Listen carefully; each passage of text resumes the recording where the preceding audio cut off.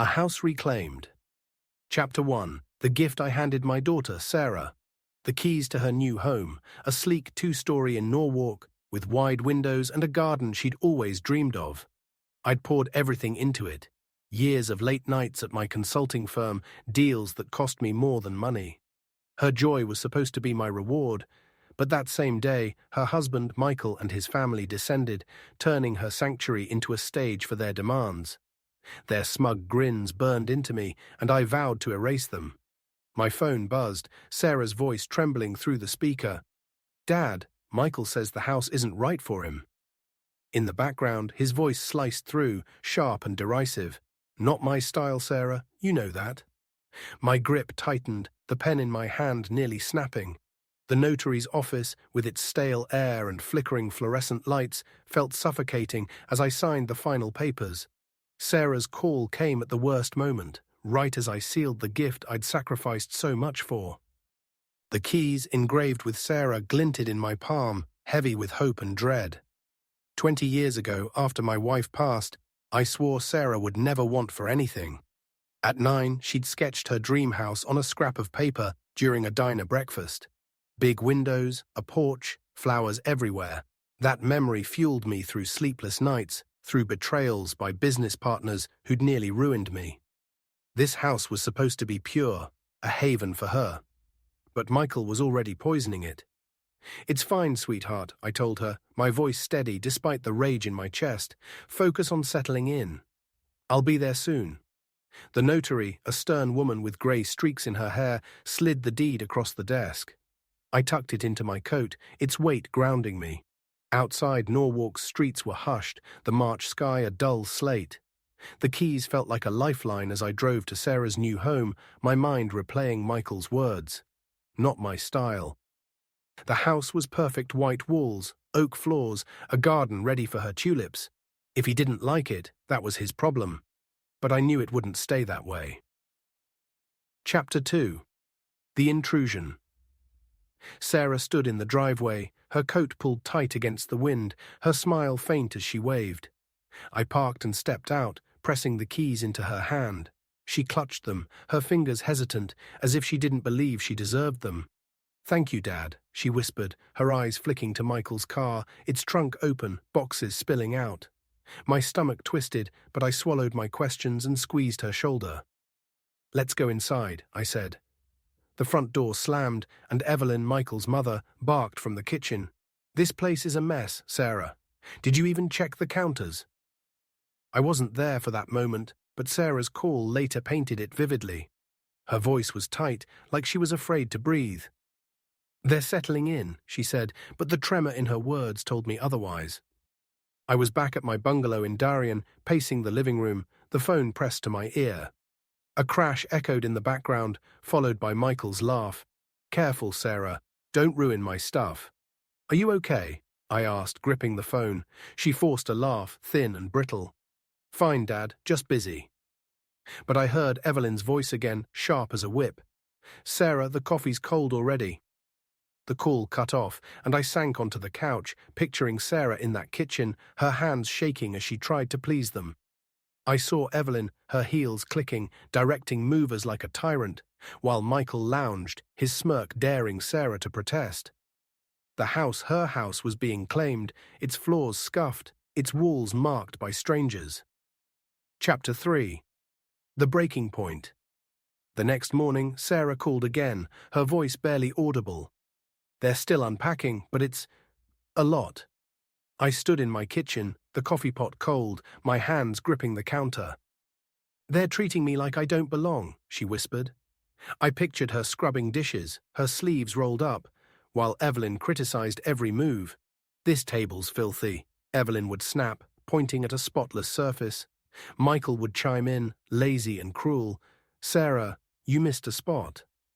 "You don't have to do everything," I told her, my voice calm despite the fire inside. "It's your house." She laughed, a hollow sound. "It's fine, Dad. I've got it." But she didn't. I could hear it, the weight of their demands crushing her. I remembered Sarah at 21, fierce and confident, pitching ideas at my firm with a spark that lit up the room. Marriage to Michael had dimmed that light, and I'd let it happen, trusting she'd find her way. Now I saw her as a shadow, her hands raw from washing, her spirit breaking. I dialed her again, unable to wait. "Dad, now's not great," she said, her voice hushed. Evelyn's shrill tone cut through. "Sarah, these towels are damp. Do I have to fix everything?" Sarah stifled a sob, and I gripped the phone tighter. "You don't sound okay," I said. She paused, then whispered, "I'll call tomorrow."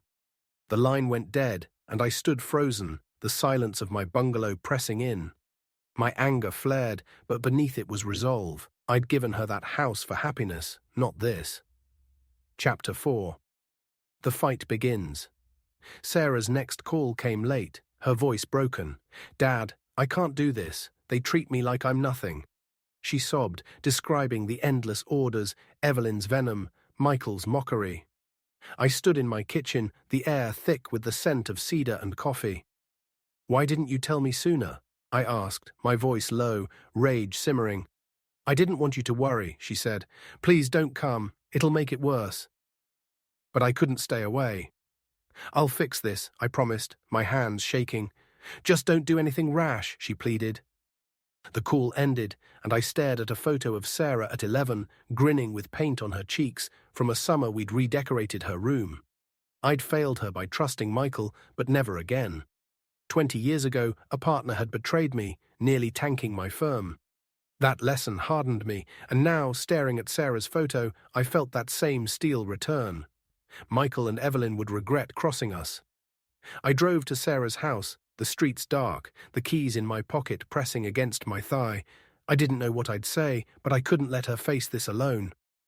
The house loomed, its windows dim, but I knew they were inside, claiming what wasn't theirs. Chapter 5. Confrontation. I pounded on the door, my fist echoing in the quiet night. Evelyn opened it, her smile sharp, her perfume cloying. "Thomas," she purred, leaning against the frame. "What a surprise." I pushed past her into the living room, the air heavy with cigarette smoke and spilled wine. Boxes cluttered the floor, a glass teetering on the coffee table.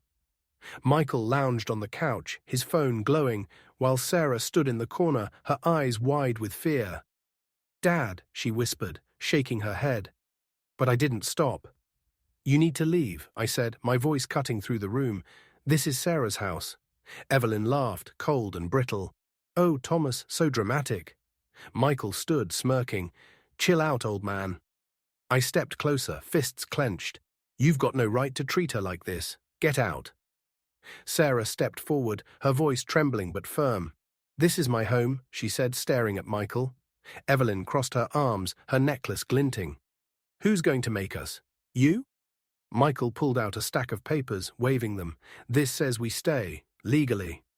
My eyes locked on the documents, too crisp, the font off. "Those are fake," I said, my throat tight. "You can't forge your way into her home." Evelyn's smile widened. "Tell that to a judge."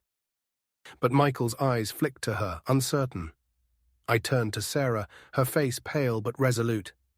"I'm not done," I whispered. She nodded, her lips trembling. Evelyn clapped mockingly. "Such a hero." I walked out, the door slamming, the night air sharp against my face.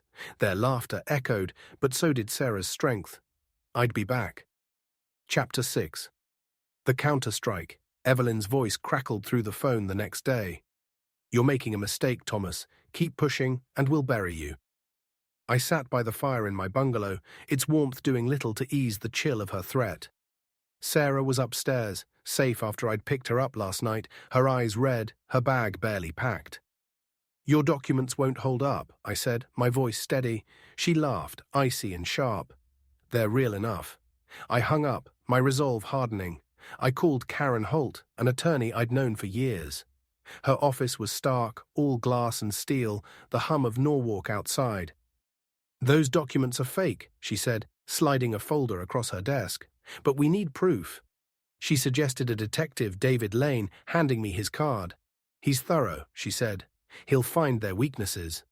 I called Sarah, keeping it vague. "We're making progress," I told her. "Trust me." Her voice softened. "I do, Dad." I pocketed David's card, its edges sharp, and left Karen's office, the city's pulse pushing me forward. Chapter 7. The evidence rain fell as I met David Lane in a Norwalk park, his trench coat damp, an envelope in his hand. "Evelyn's not clean," he said, handing it over. Inside were photos, Evelyn with a man who wasn't her husband, their smiles intimate. "Tailed her for a week," David said, lighting a cigarette. "She's sloppy, meets him every Wednesday."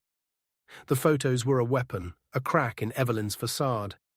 "Solid enough to scare her," David said, flicking ash into a puddle. I tucked the envelope under my coat, my mind racing. Sarah called as I stood under a dripping tree. "Any updates?" she asked.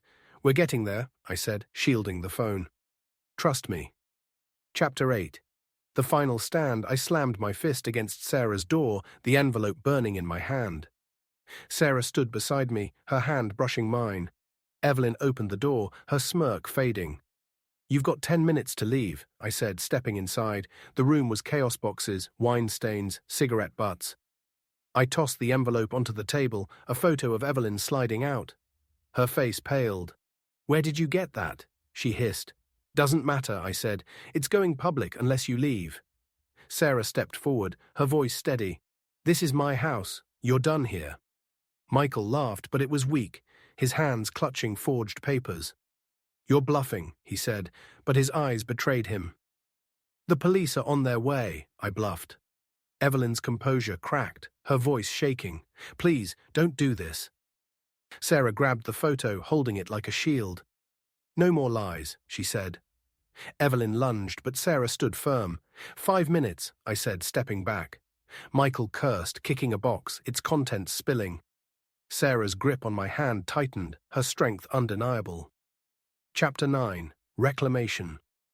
Evelyn's scream echoed as we stood on the porch. "This is your fault, Michael," she shrieked, a suitcase spilling dresses onto the wet grass. Michael stormed out, dragging boxes, his face red. Sarah watched, her eyes clear, her voice steady. "This is my home," she told him. "You don't get to take it." Evelyn stumbled out, her hair wild, her voice trembling. "You think you've won?" She spat, but her eyes darted to the neighbors watching. Sarah didn't flinch. "I have," she said. Michael slammed the car trunk, his hands shaking. "We're not done," he growled, but his voice lacked conviction. They drove off, tires screeching, leaving the street quiet. Sarah clutched the keys, their metal glinting. "It's mine again," she said, stepping toward the open door. I followed, the house glowing with possibility, ready for her to reclaim. Chapter 10. A New Beginning. Sarah laughed, dirt on her hands as we planted tulips in the garden. The June sun warmed the earth, the air sweet with flowers. The house gleamed, its walls repainted, new curtains swaying. Inside, the kitchen smelled of fresh bread, Sarah's sketches framed on the walls. She'd signed the divorce papers weeks ago, her freedom won. "Need more soil?" I asked, hefting a bag. She shook her head, smiling. A neighbor, Mrs. Ellis, brought a casserole, her voice warm. "Welcome back, Sarah." The community had rallied, their support a quiet strength. Sarah set the dish on the counter, her keys clinking beside it. "I couldn't have done this without you," she said, hugging me. "You're stronger than you know," I told her. Her smile was fierce. "I'll be stronger now." We sat on the porch, the sky streaked with gold, the house alive with her laughter. The tulips swayed, a symbol of her new start. The keys rested inside, no longer a battleground, just a promise kept,